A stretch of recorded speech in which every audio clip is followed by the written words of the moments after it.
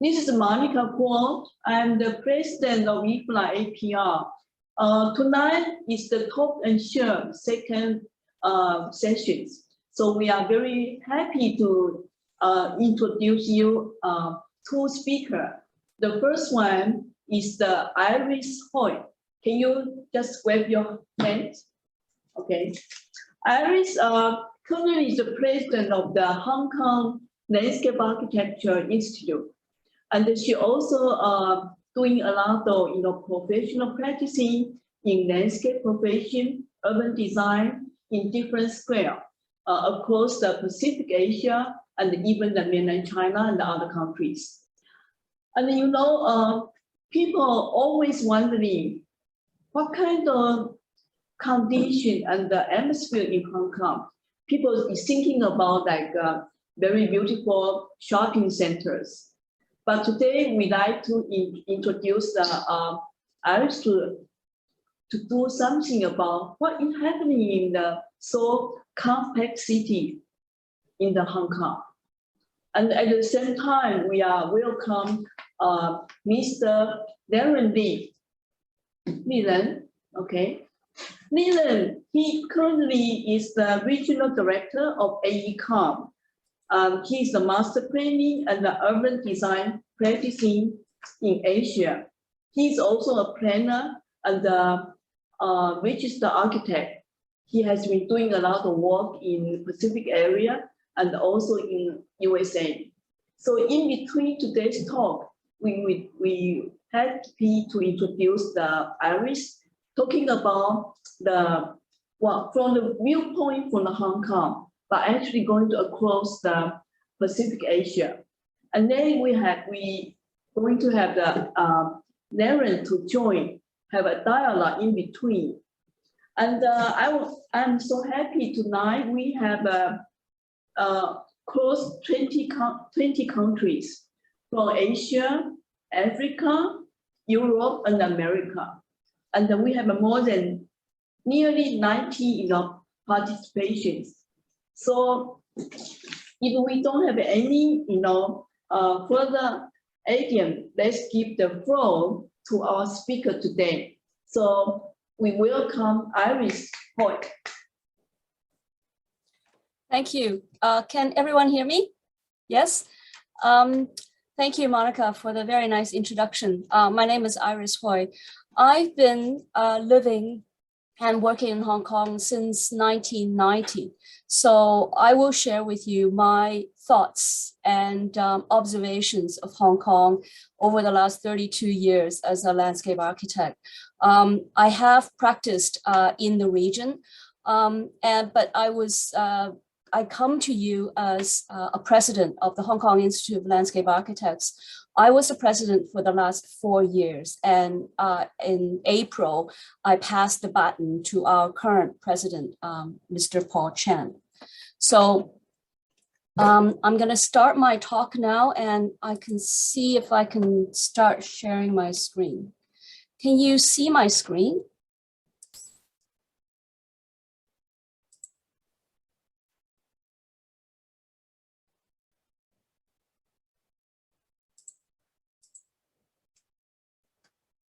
Can you see my screen? Yeah, okay. So my talk, I will just very briefly start with the Hong Kong in its early history, talk about Hong Kong's physical characteristics, how it urbanized and future planning. And I would like to leave with a thought on the impact of climate change. Oh, but sorry, can you, sorry, Iris, can you share the screen again, please? I need to share screen again? Yeah.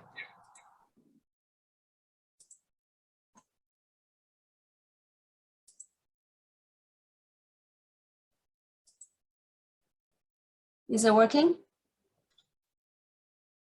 Yeah, it's horizontal now. Sorry about this. You want to stop? You need to stop the screen. Is it working? Can you go to the display setting and swap? Display setting.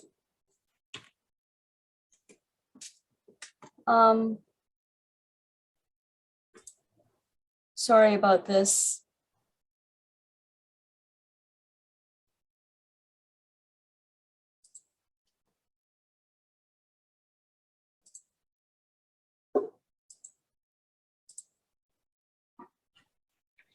Okay. Okay, you just need to click on the display settings and then swap the view. The first one. Yeah, we can see it all full screen now. Working now? Yes. Yes. Apologies. So I'll go back to the content page. I was going to say, I'll start very quickly with the early history and then talk about the physical characteristics of Hong Kong, how it started to urbanize and projection into the future, and then talk about the impact of climate change. So Hong Kong is a very tiny dot. We are at the very southern tip of China. And we have a land area of just over 1,000 square kilometers and slightly bigger of that in marine waters. A population of 7.6 million and GDP of 320 billion. So a quick comparison with our neighbors, Macau and Shenzhen. We are much bigger than Macau, but we are actually half the size of Shenzhen, and Shenzhen has a population 1.7 times of Hong Kong. A quick synopsis just to compare with Shenzhen. Shenzhen has enjoyed a meteoric rise. It was formed in 1979 as a special economic zone. And at that time, its population was 30,000. So Hong Kong has a very different history. Now, Hong Kong actually has dated a settlement quite far back as 6,000 years ago. We have archaeological finds in the pottery urns at the top left and in the stone arrowheads at the bottom right. That's dated right back from the Neolithic period. We have Bronze Age excavations in the dagger and in the stone ornament from the Bronze Age. And in fact, we have quite, well sort of artistic endeavors by the people settling here even from a long time ago. So Hong Kong's history is closely linked with the Opium War. So the Treaty of Nanking was as a result of China losing the first Opium War, whereupon Hong Kong Island was then ceded to Britain. The second Opium War and the British troops entering the Forbidden City in Beijing resulted in the Convention of Peking in 1860, where China then ceded Kowloon Peninsula and Stonecutters Island to Britain. So you can see in the red color here, the Hong Kong Island that was first ceded, and then the Kowloon Peninsula, which is really a small dab, together with the little island to the left, which is the Stonecutters Island. It really wasn't quite an operable region. This map shows the Xin'an County map. Xin'an is now Bao'an region, Bao'an district of Shenzhen. So Hong Kong was very much part of that district at that time, and they've excised Hong Kong and Kowloon Peninsula from their jurisdiction in this map of 1866. Then, in the wake of China's defeat in the first Sino-Japanese War that ended in 1895, Britain negotiated with Beijing for the convention respecting an extension of the Hong Kong territory. And that was done in 1898. And essentially what they did was take the shortest section between the new territories and North Shenzhen area, and the shortest district, cut a line and say, okay, area to the south is then now leased to the British government for 99 years, together with the marine waters, which forms a box. And hereafter, the British really had a sizable enough territory that they can then commence trade and settlement. Life actually continues for the rest of the village. The small images shows the indigenous people that there were Hakkas, Tankas, Hokkien people that actually, if you remember the archaeological finds, they continue to settle in the islands and the northern parts of the new territories. Their main livelihood were fishing and farming, and many of them actually lived on their junks. Now, Hong Kong was called the Barren Rock by the first foreign secretary, Britain's foreign secretary, called Lord Palmerston.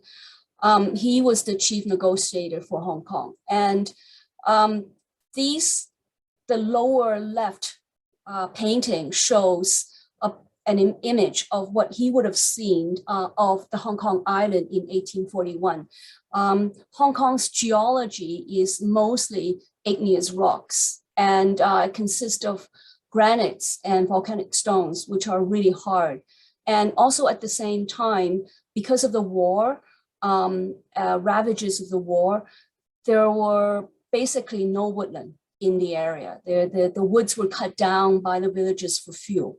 So the rocks were very, very barren. But this rocky appearance of Hong Kong actually existed way back. And you can see in the top right drawing, it's a map by Cheng He in 1425 when he traveled to the west. He drew a painting of the southern coast, including Hong Kong, and depicting many, many rockery outcrops. So today, the Kowloon, as you know, Kowloon literally means 9 dragons. And the story goes that when the Song Dynasty Emperor Bing visited the peninsula, he saw 8 mountain ranges. And he, of course, called himself one of the dragons. So it came to be called Kowloon, the 9 dragons. Today, if you look at the Kaduri Farm website, they will be able to identify 9 mountain ranges. Indeed, there are 579 named peaks in Hong Kong, and 144 of them are 1,000 feet or taller, and 77 of them is 1,500 feet. The tallest peak in Hong Kong is in the middle of Kowloon, and it's Tai Mo San, which is 957 meters, which is 3,100 feet above principal datum. So with the mountainous peaks, obviously we have lots of slopes, and slope protection is an issue. Since the beginning of time, people had to live very close to the mountainous regions, and landslides were a perpetual issue in Hong Kong. In fact, 60% of land in Hong Kong is natural terrain. So the natural contours of the land exists in 60% of the area in Hong Kong. The map that you see in the lower right-hand corner depicts, the green portion depicts all the areas of natural terrain.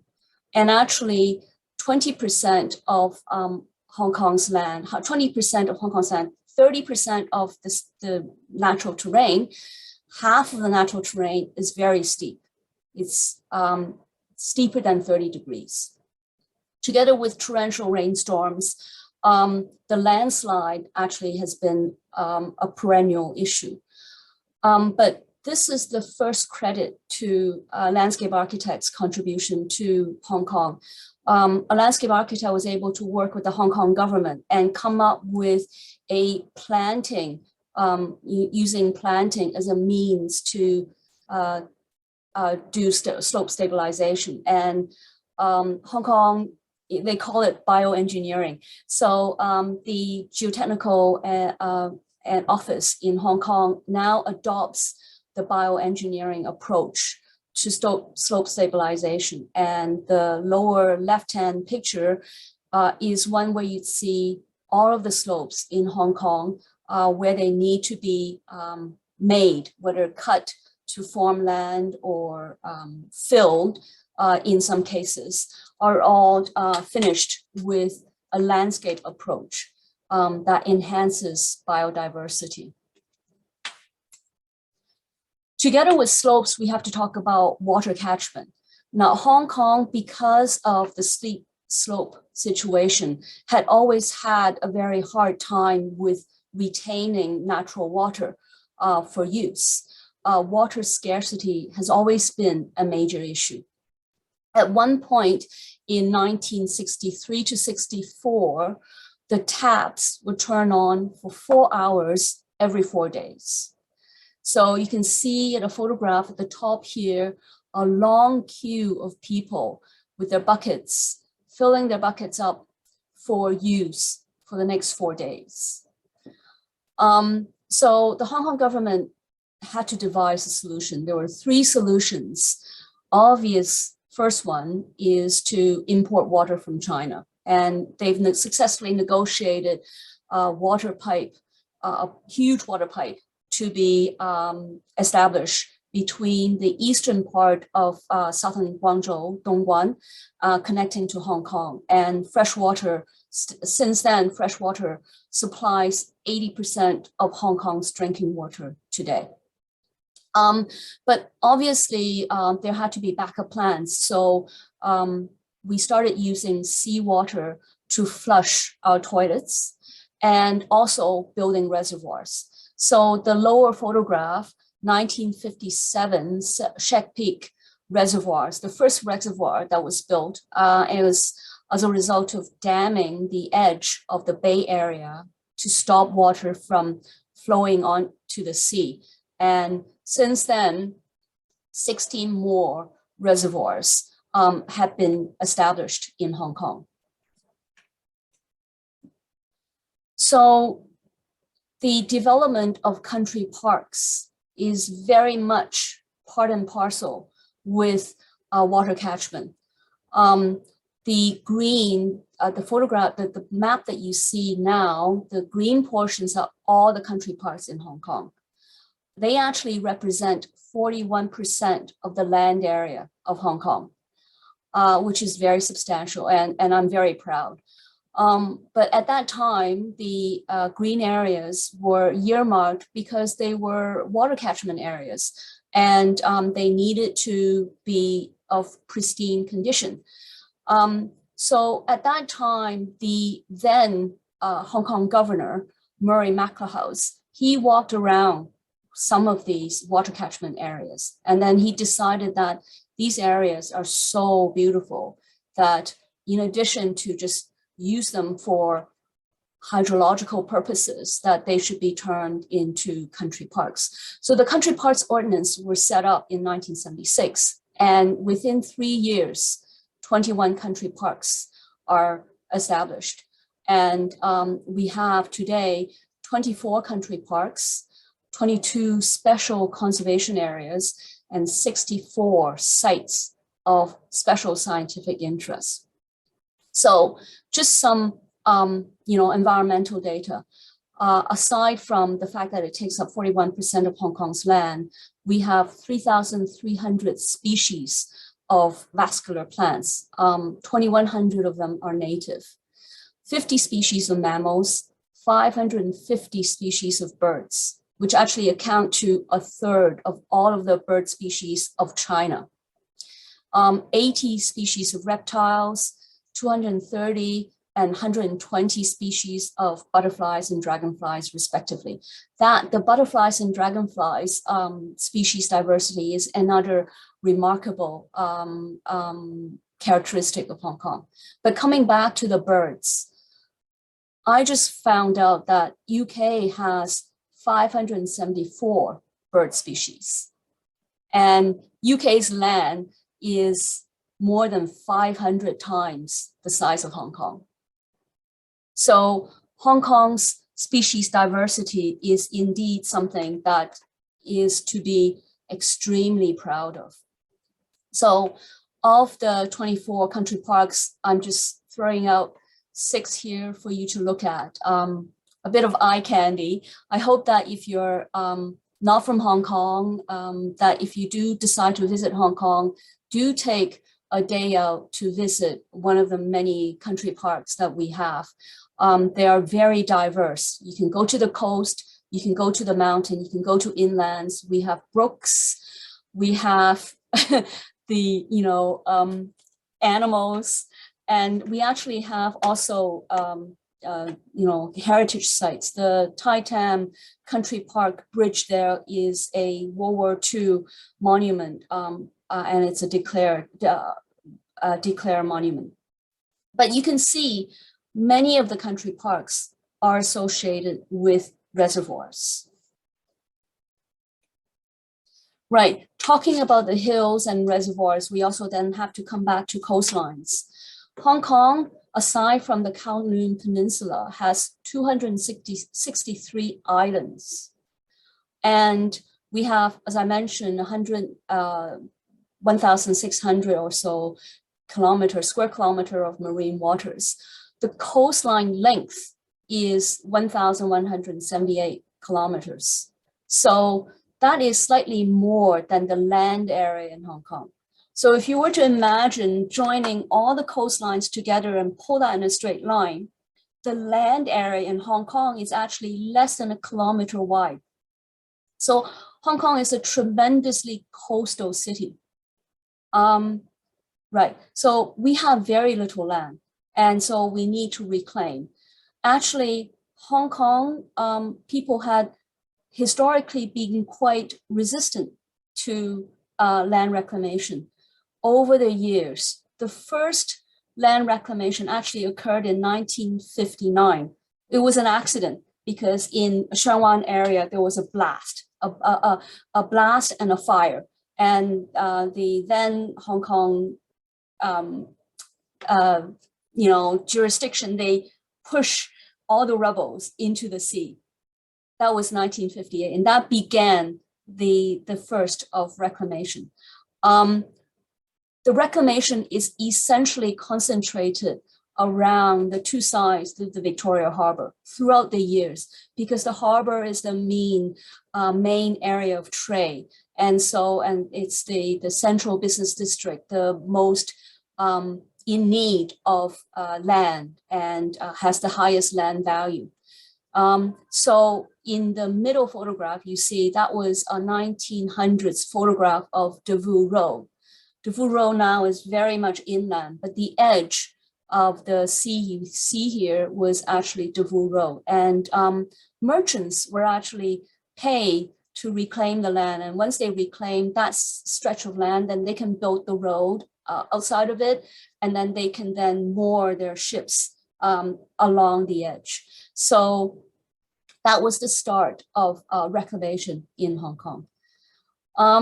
There is a moratorium on reclamation at the Hong Kong Harbour. There was a judicial review.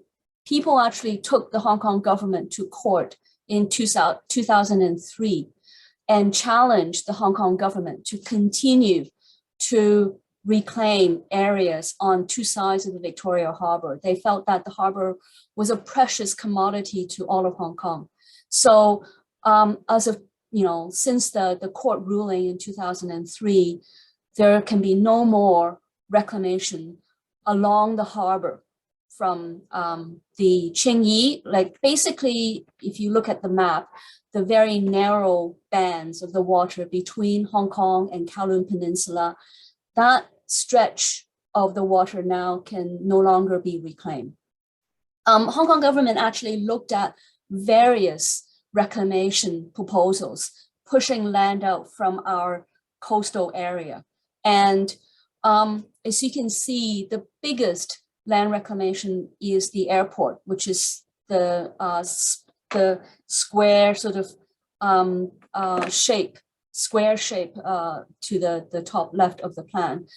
Other than that, there has been nominal land reclamation. So the most recent plan is to create an artificial island. And the red that you see there is the plan of the artificial island, and I can come back and talk about that. But I want to leave with, a praise to our coastal characteristics. The Geopark, which is the left side photograph, is a UNESCO site. It's just to the east of Sai Kung. So if you look at the map, the eastern tip. And so again, if you're visiting Hong Kong, do take a junk trip, take a boat ride, take a day out to see the seas of Hong Kong.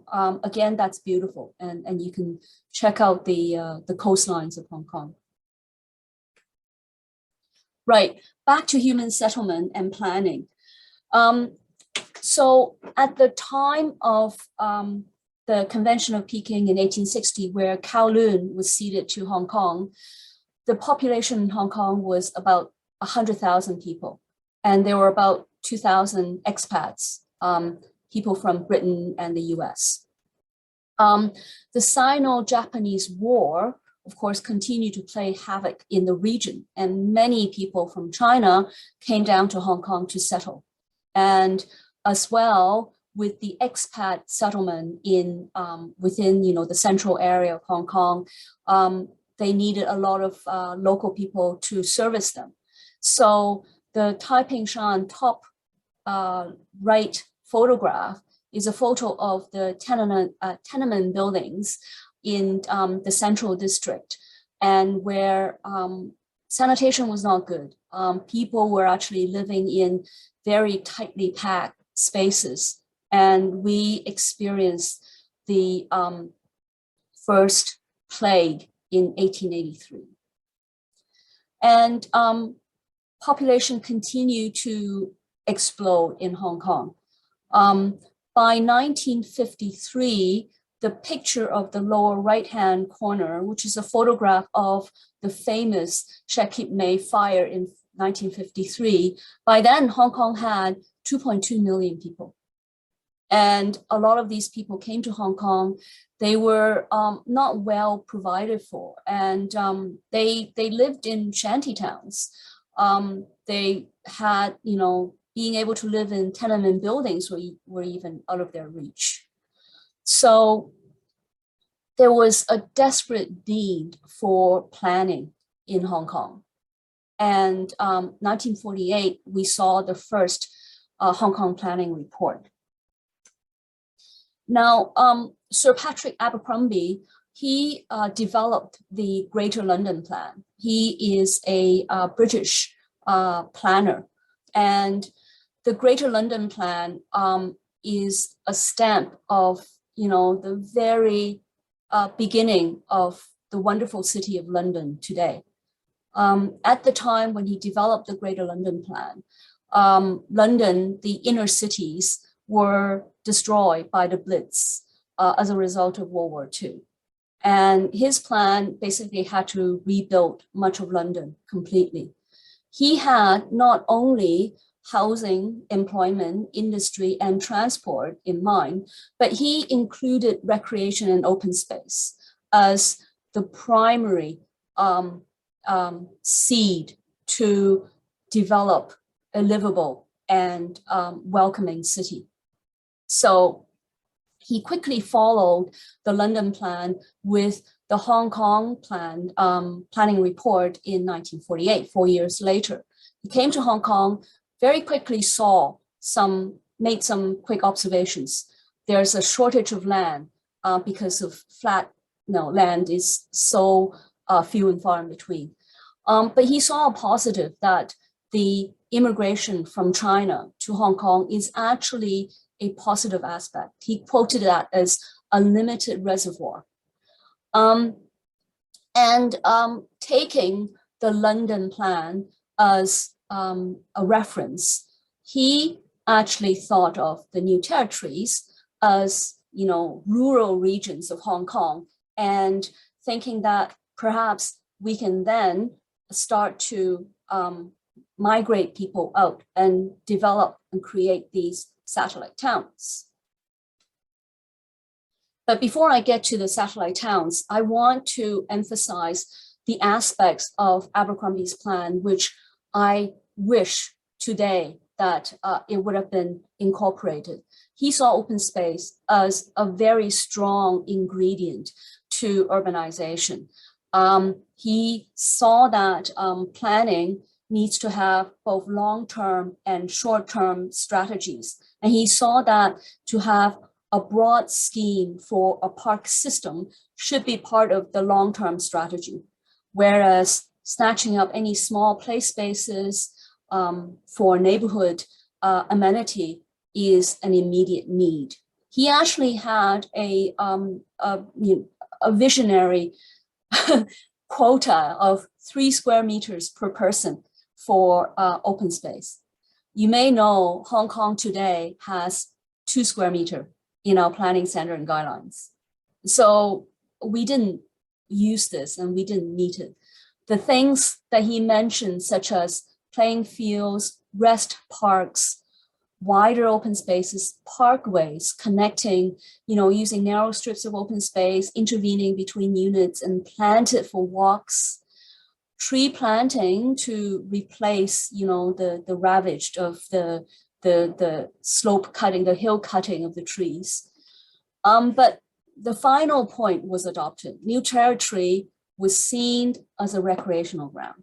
New territory was seen as the countryside of Hong Kong, where we can have golf courses and people can go for day trips and so forth. Today, the Hong Kong government still sees the new territories as a countryside to Hong Kong. Now, getting back to satellite towns, with the big fire, there was a need to develop public housing, to come up with mass housing for the needy. So the first test case was actually Kwun Tong. Kwun Tong is within basically the Kowloon city area. So it's not called a new town or a satellite town, even though the first model was actually taken from Kwun Tong. By the 1970s, the Hong Kong population was 1 million. Within the 1970s, Hong Kong's population grew by 1 million. So at 1970, Hong Kong's population was 3.95 million. By 1980, it was over 5 million already. So these new towns, the various new towns had together a planned population of 1.8 million. Interestingly, this planned population has not been met, i.e. the population in these various towns did not reach the projected plan population numbers. But in any case, you've got a list of the sequence of new towns as they got developed and their distribution. As you can see, they're distributed within the various relatively flat and some of them reclaimed areas of the new territories. I want to pause here and make an observation. The Sha Tin New Town at the top there and the Tin Shui Wai New Town at the bottom has similar density in terms of the plot ratio and the amount of the land, the number of population per the area that it occupied.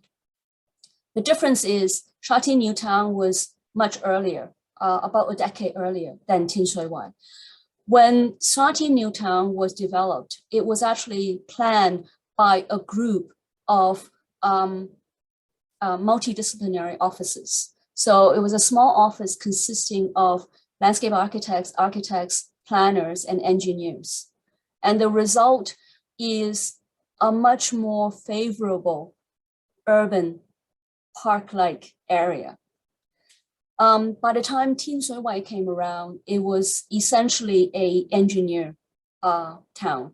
The focus was on developing roads, creating, developing pipes for sewage and water supply, and thereafter, they just basically build the buildings. So talking about planning, what planning strategy is there for Hong Kong, you might ask? Well, the Planning and Lands branch of the Development Bureau is in charge of policy portfolios, and quote unquote, they include planning, land use, buildings, and urban renewal. However, the most relevant planning framework is what you see to the left here, which is the 2030 plus conceptual spatial framework, which was developed and published by the planning department under the Development Bureau. This report took nearly 14 years to develop.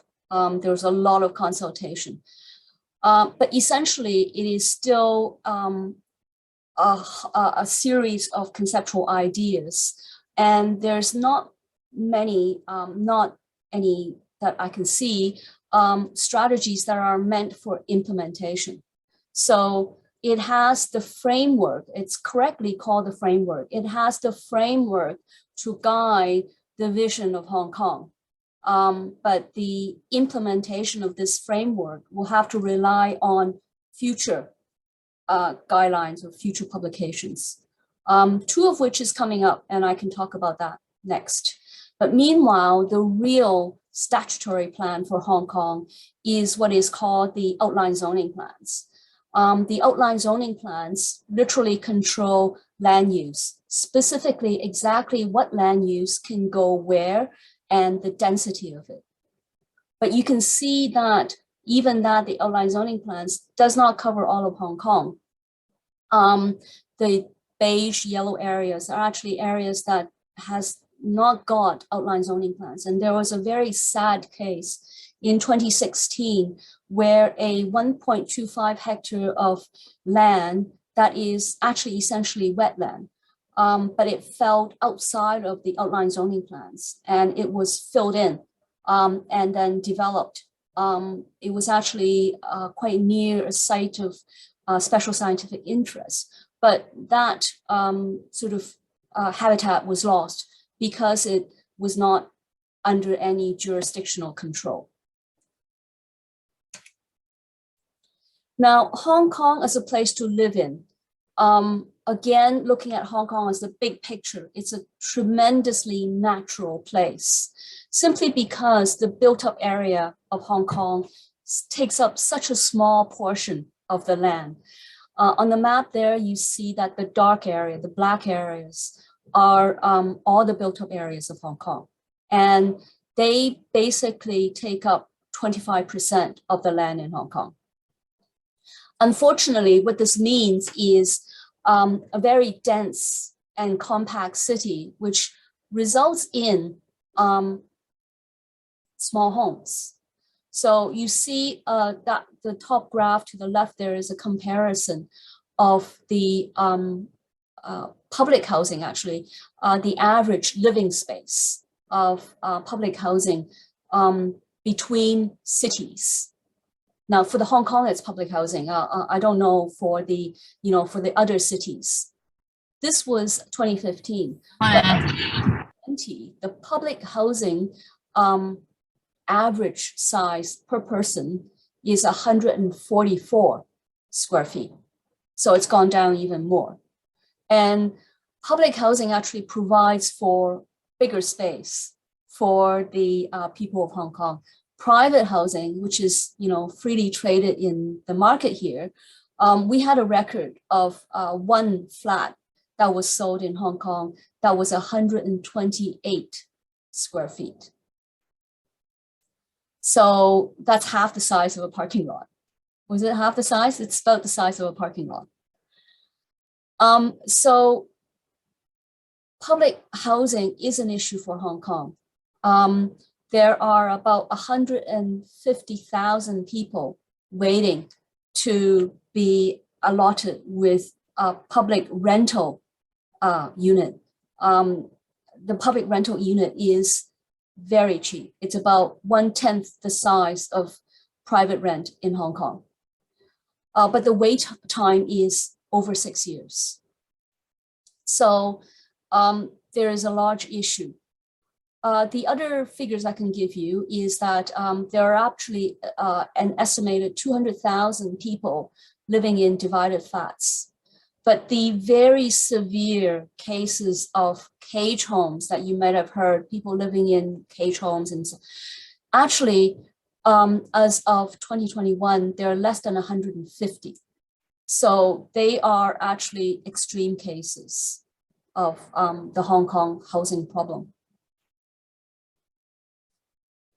So just to conclude on this page, as a landscape architect, obviously the need for parks and playgrounds and larger homes in the urbanized area is an issue for Hong Kong. But I think the issue in Hong Kong is then also to balance the natural assets of Hong Kong, the hills and the coastlines and the protection of those. How much do we destroy in order to create a new urban environment that is, broad and comfortable? So I leave that to you. Maybe that can be something that we can discuss. So planning for the future, one of the two issues that, one of the two plans that were thought of, the red dot that I showed earlier on the plan, is the Lantau Tomorrow vision. This is something that came about 2 years ago. It is to build 17, well, it was 1,000, but now it's 17,000 hectares of land completely out of the water. So it's islands, a series of islands. But the islands surround this Cao which is a photograph in the middle. It's an existing tiny island, but in itself, it has habitats. It has terrestrial and coastline habitats.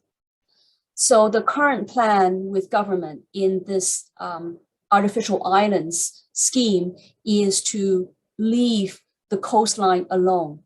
A section of 500 meters of zone completely surrounding it. So creating a donut around this Cao.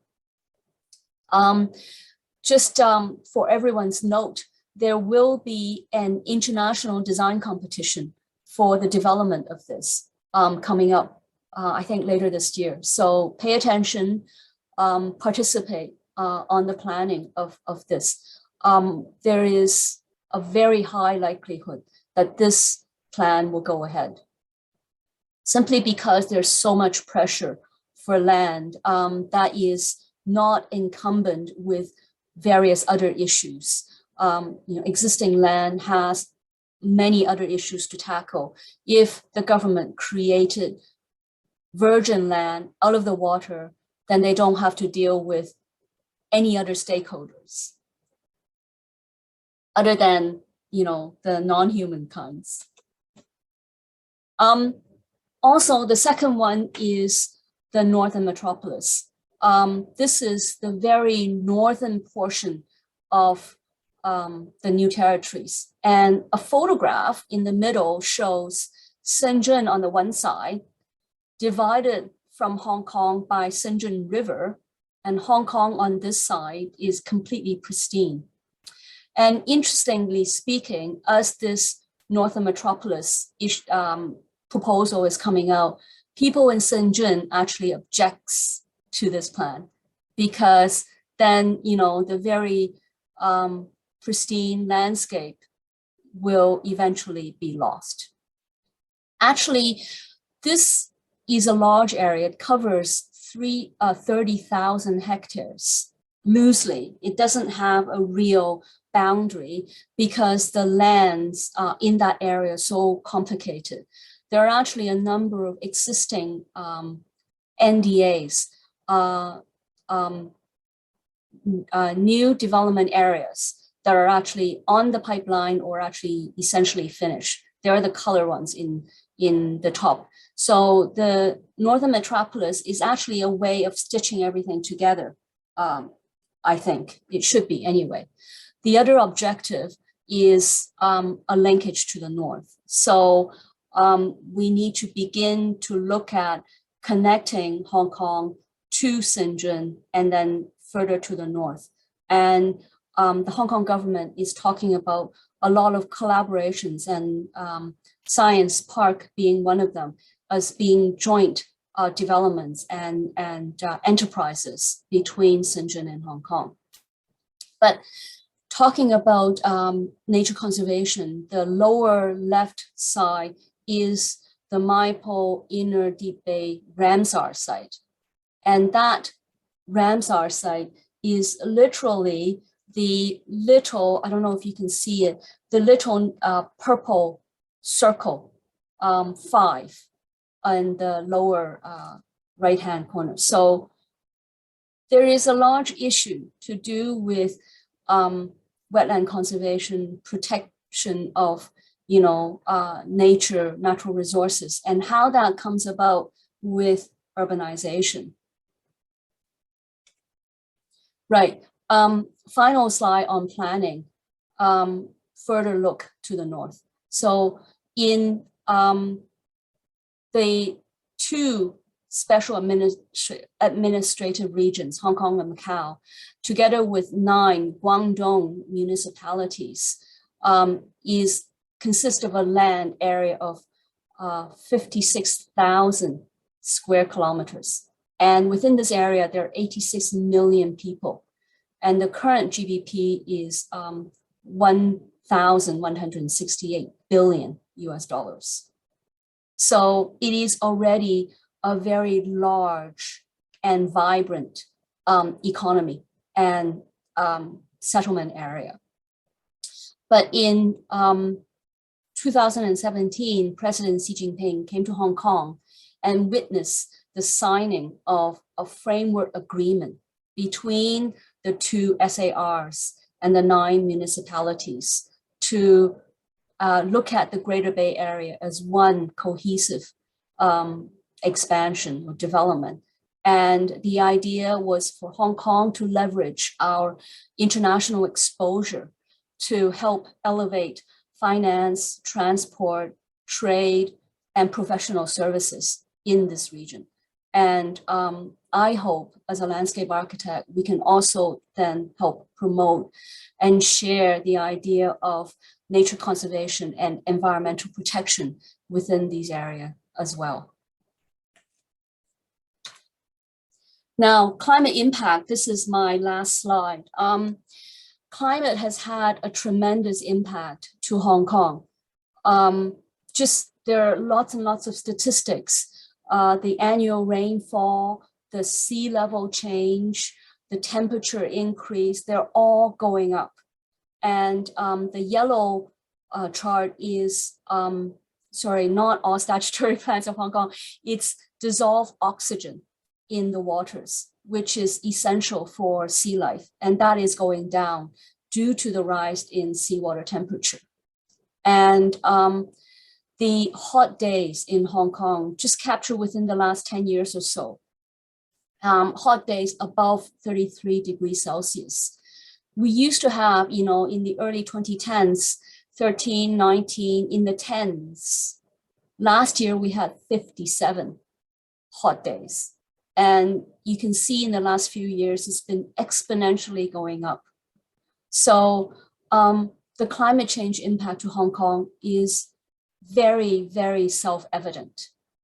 So we had Mangkok, the super typhoon, September 2018, where the wind speed was 285 kilometers an hour. This maximum sea level rise was 4.7 meters, storm surge at 3.4 meters. And just very quickly as a reference, Hong Kong coastline area is generally built to 5.5 principal datum meters. And the average sea level is 1.3. So there is already a very big difference of the seawall difference between the water surface and the coastal, the promenade area of Hong Kong. But I would like to show you a video now, if I can help out, what happened at Mancot. Can we have this show video? Not very good quality, I'm sorry.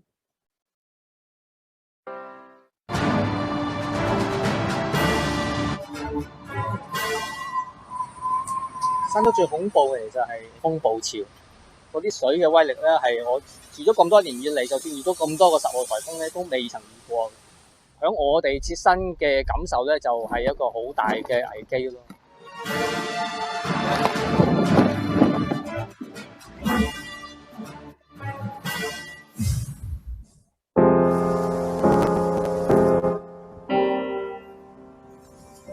杏花村沿岸都係啲山竹吹襲嘅痕跡。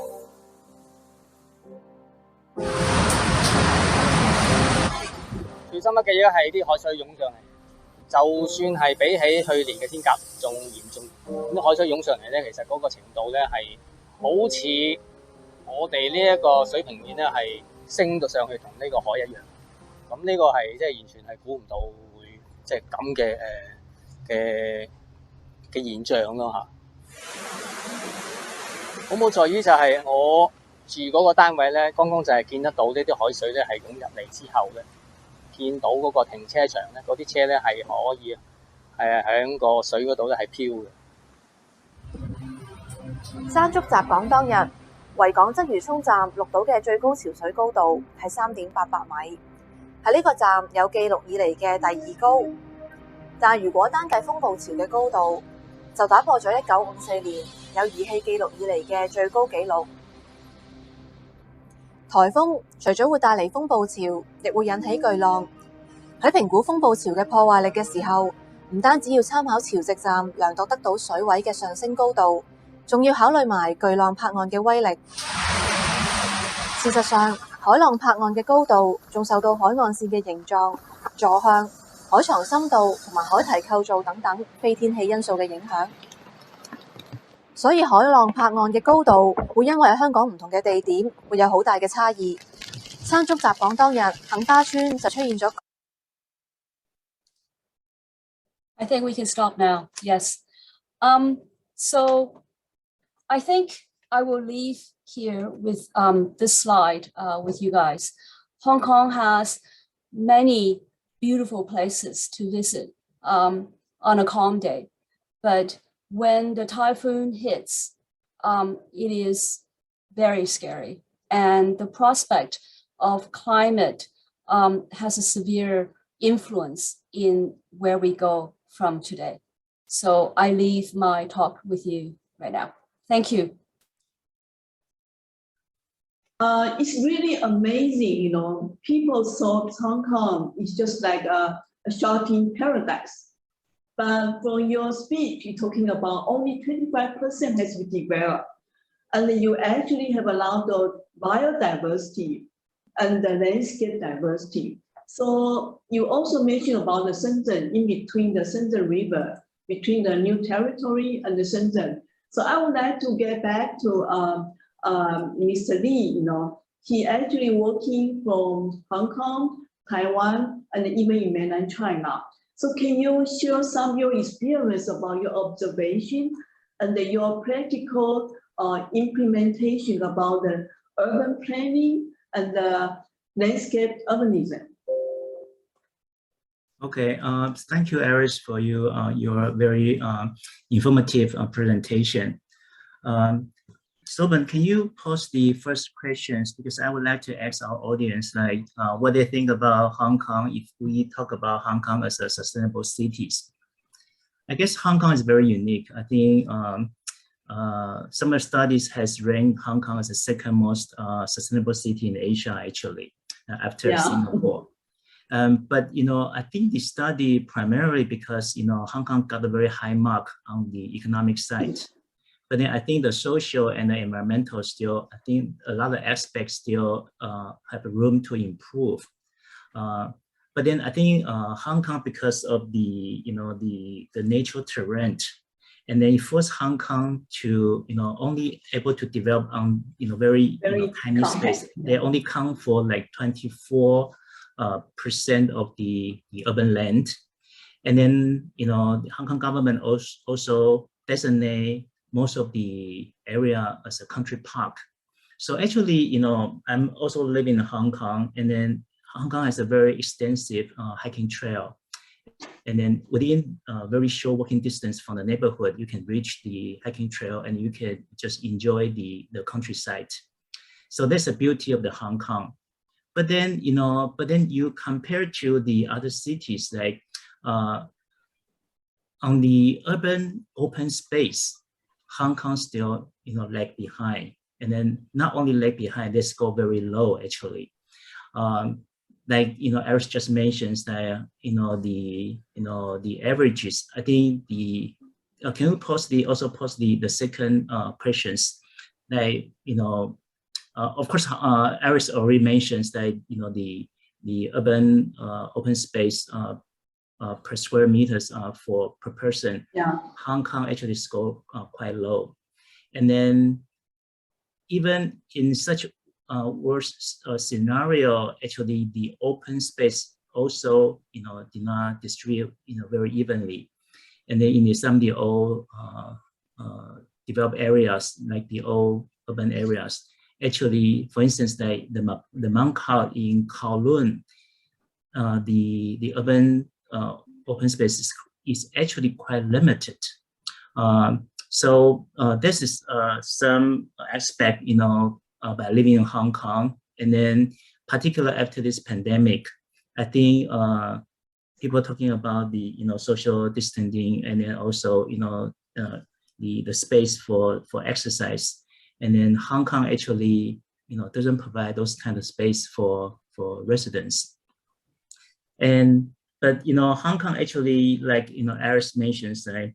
Because right now the climate change, I think the impact on the Hong Kong, particular the city resilience site, I think Hong Kong still have a room to improve, and they have a lot of natural disasters, and the typhoon particularly in Hong Kong during the past couple years, it was hit hard by typhoon, and then of course it caused a lot of damages.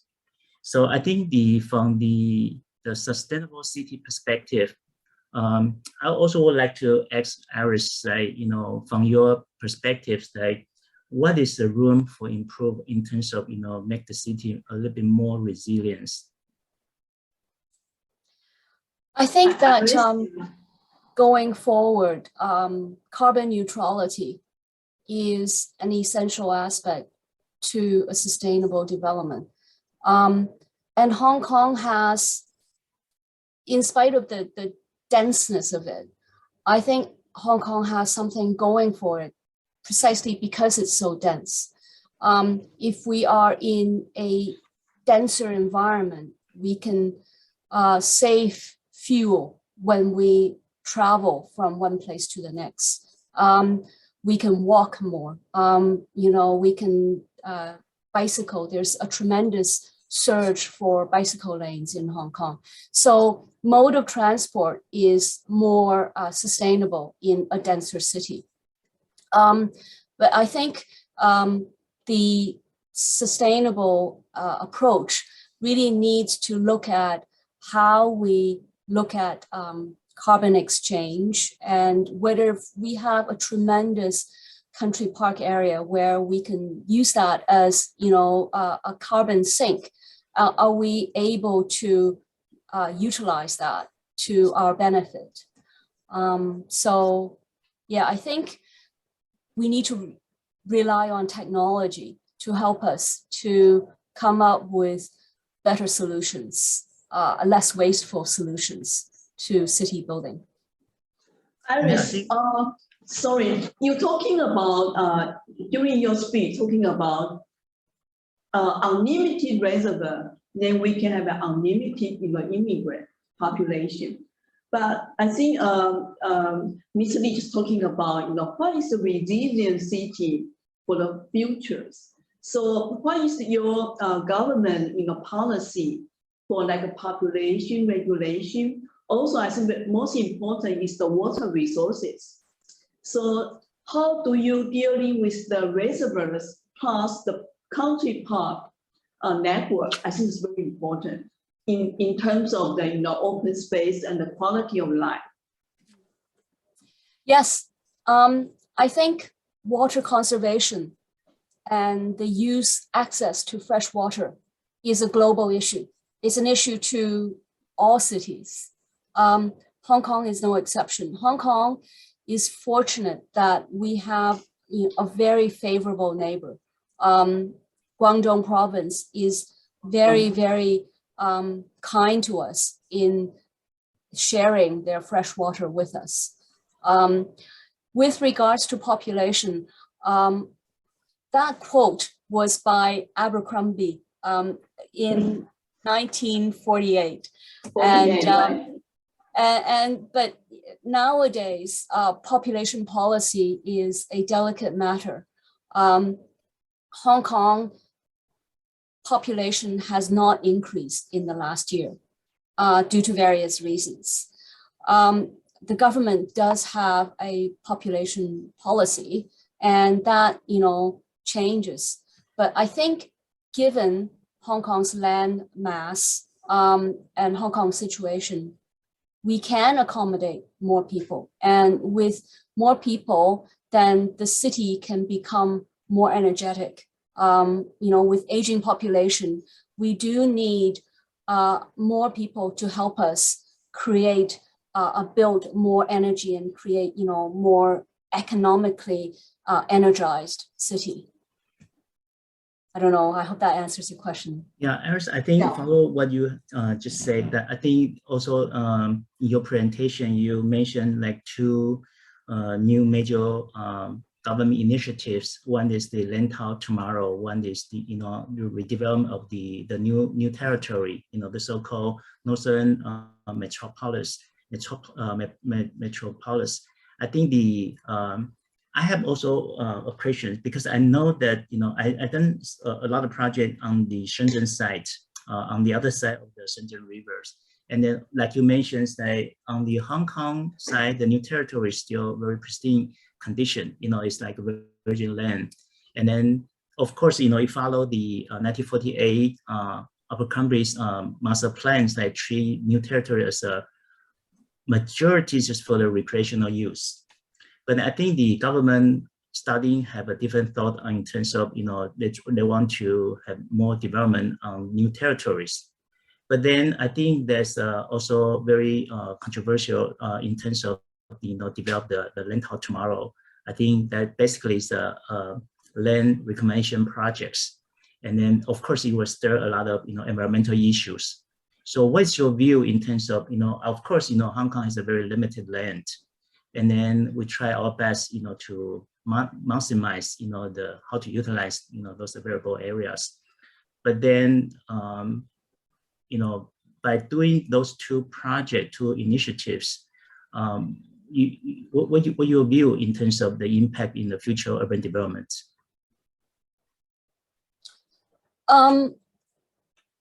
I think that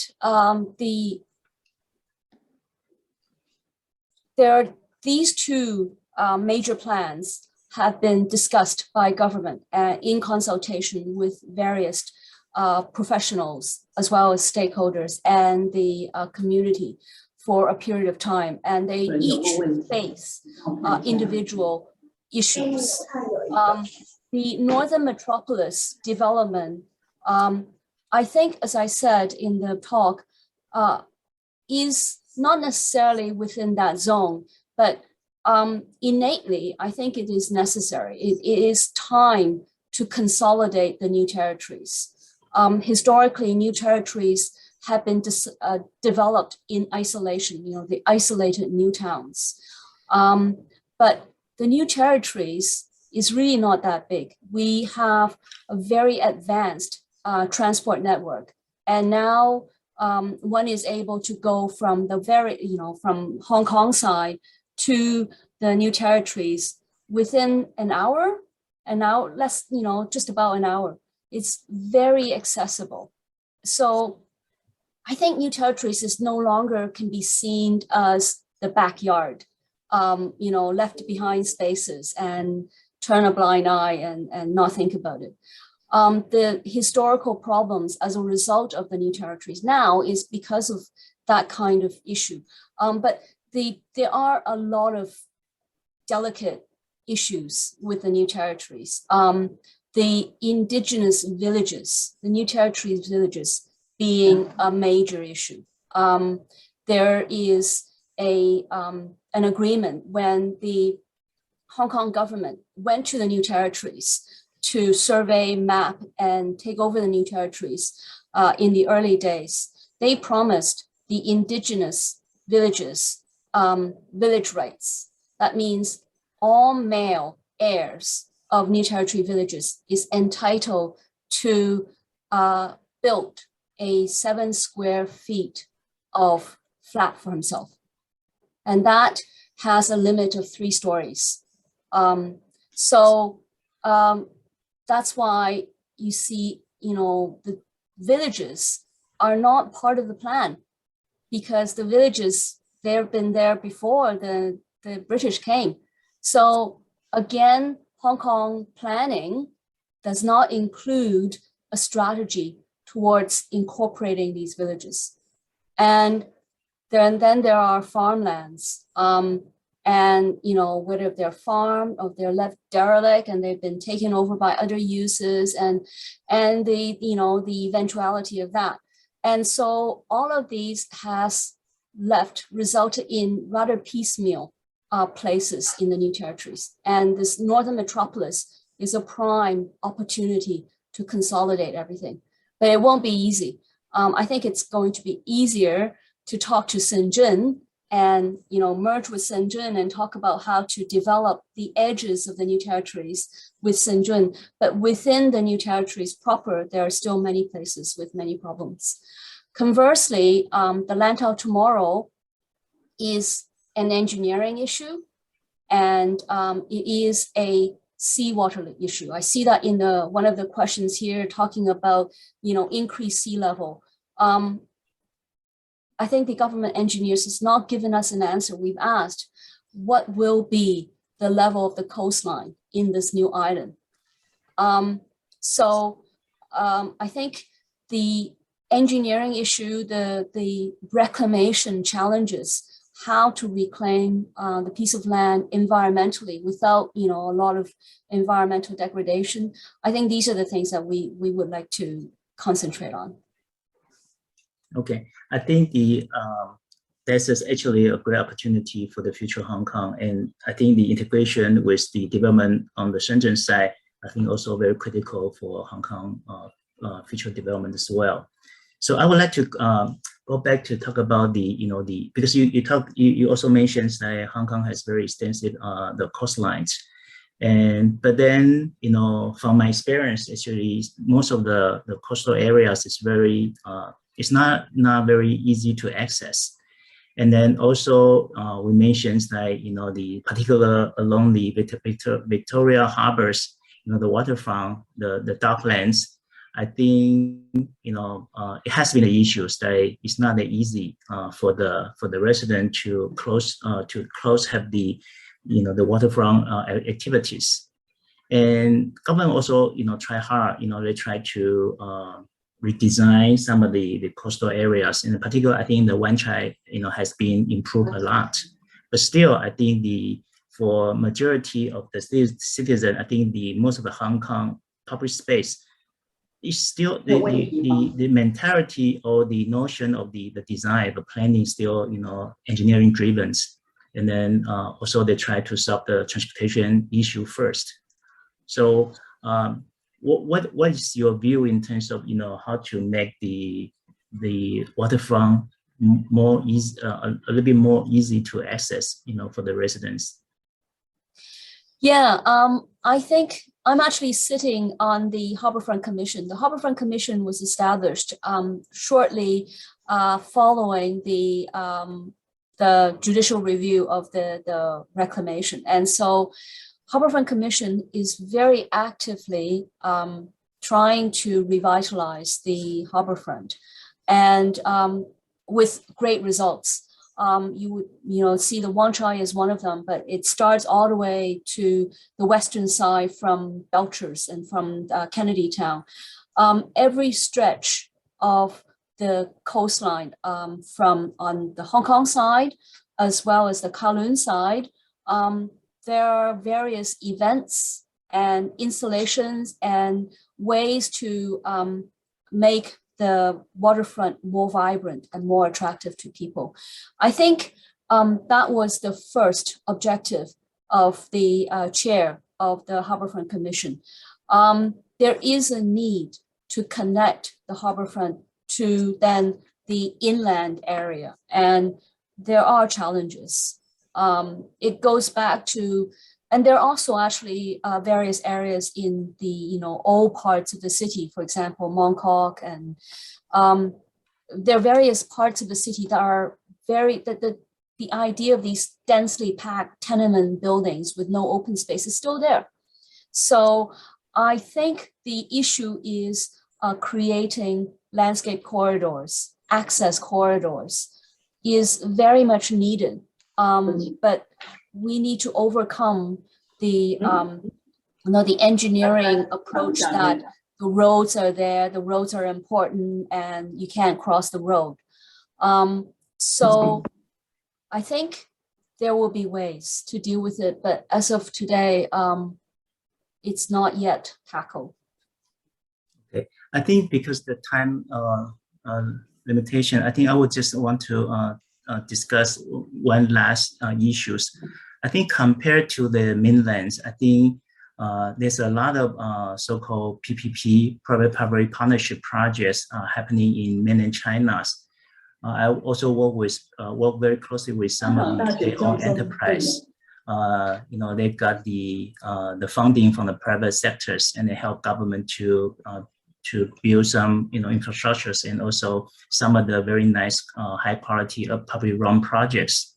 But then in Hong Kong, we seldom see, or very rare to see those PPP projects in Hong Kong. So do you think that by partnering with the local developers, and then would there be a lot of opportunity, particularly Hong Kong is still fast growing, and then would there be beneficial for both public and private sectors to have a little bit more projects that integrate with the public realm, particularly with the waterfront? Yes, definitely. PPP, public-private participation, is very much on the agenda of government in terms of development strategy. However, in order for it to become successful here in Hong Kong, it's slightly more difficult because there are many rules and regulations, many ways of processing various assessments and proposals through the various sectors within government. And each one of these processes many of them actually include public comment. So public scrutiny is a big issue with Hong Kong development. And when it comes to private-public participation, the public scrutiny from time to time becomes a stumbling block to how if a project can or cannot proceed. But definitely, I think there are benefits to PPP in many aspects of Hong Kong's development. Okay, I see that there is a question. There's a question from the audience. Yeah, so how does the landscape architectural program taught in Hong Kong universities adopt to or address the site-specific challenges? Actually, the one accredited landscape architectural program is taught at the Hong Kong University. The Hong Kong U has been throughout the years, throughout the 80s, been very successful with training very well qualified landscape architectural graduates, and the staff, quality of the staff is top rate. Many of them have been in Hong Kong for a long time and are very much engaged in the Hong Kong community, Hong Kong situation. And so you actually find some of the references and data that I shared with you today is actually pulled from their department. So they're very much engaged with understanding the Hong Kong development from the landscape architectural perspective. And I'm sure many of those attentions are passed to their students as well. Okay, another question about, do you have any plan for preventing the sea level rise? I think that's very difficult. Hong Kong is successful because the Victoria Harbour is a natural feature, a natural asset. There's no way we can change the Victoria Harbour. And so there's no way we can change the sea level. I don't think we will look to build, great big dam wall around the outer edges of the waters. That wouldn't serve any purpose. So I think we will need to continue to look for ways to build the city that adapts to the change in the seawater. And in fact, there's various ideas of building different types of seawalls, different design to address the different sea storm surges. So that is very much being looked at by the scientists and the people in Hong Kong. Okay, actually, when you're talking about the new territory, it was a fishing village before, and then like Shenzhen, Mr. Lee talking about it used to be a fishing village, but Shenzhen only, took 20 years, right? And then you took 200 years. So the difference between two sides, only across the Shenzhen River. Actually, in the northern part of territory, there's a lot of wetland. And I think even the Maipu is like a Ramsar site. So when you're talking about the carbon sink, do you have any idea to working with the Shenzhen government? I mean, in terms of the Hong Kong government? That's a great idea. I'm sure that's being discussed, but I'm not privy to it, so I don't know. I think that it's a natural consideration that getting back to the earlier question, I think the uniqueness of Hong Kong, the beauty of Hong Kong, the uniqueness of Hong Kong, you could criticize it for being, slow, one step forwards, two step back, or whatever. But the positive aspect is in the way that natural resources, the countryside and the coastline are actually left undisturbed, that we find a way today to call those our assets and resources. And I think that is something to be appreciative of. I have a question to Mr. Lee. You're talking about Hong Kong, you have a nearly 1,200 kilometers in the coastline. But in Taiwan, we have nearly 1,600 kilometer coastline. But it's so different. You have so many small islands. So, Lenren, you also living in Taiwan and Hong Kong, and even you're traveling a lot in mainland China. So, what's your perspective, to like kind of close, territory of close countries in cooperation?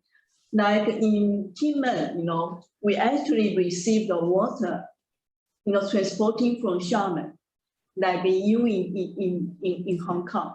So my question go back to Lenren, in this kind of situation, how we combat the climate change, and in terms of kind of across countries, across territories, cooperation. especially for our profession as a planner, a designer? Well, I think the sustainable design, particularly in climate change design, is very critical nowadays. And then we also try, because our company also done a project in Lower Manhattan. When the Sandy hit the Manhattans, I think it caused a lot of damages and also a lot of property lost. So instead of preventing the natural disaster happens, actually, so-called resilient design, actually you need to find a way to, when the disaster hits, you can restore to the normal condition, very quickly. So instead of just, Iris mentions that what we're gonna do with the Victoria Harbor, we simply cannot build a levee or dam to protect the inland. But then we just have to think about what type of design, we can quickly, once the disaster hits, we can resume the normal operation. And then, so it's also part of the city management, like, do we able to handle those situations, those impact? And then, so I think a lot of those, particular Taiwan as well, because, Taiwan also is within the region, often hit by typhoon very often.